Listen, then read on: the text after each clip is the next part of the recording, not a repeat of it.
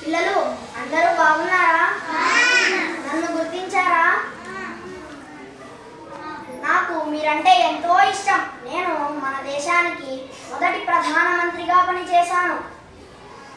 పిల్లలు నన్ను చాచా నెహ్రూ అని పిలుస్తారు. కానీ పిల్లలు, నా పూర్తి పేరు పండిత్ జవహర్లాల్ నెహ్రూ.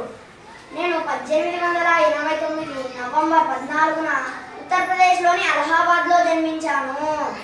మా తండ్రి గారి పేరు మోతీలాల్ నెహ్రూ, తల్లి పేరు స్వరూపారాణి.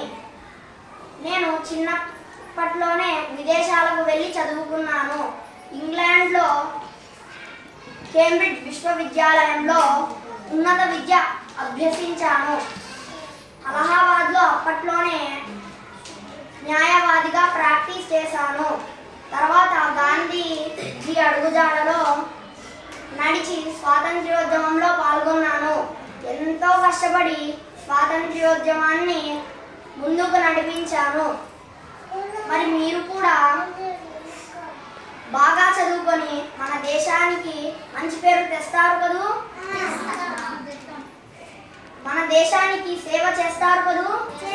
ధన్యవాదాలు. బాయ్ పిల్లలు.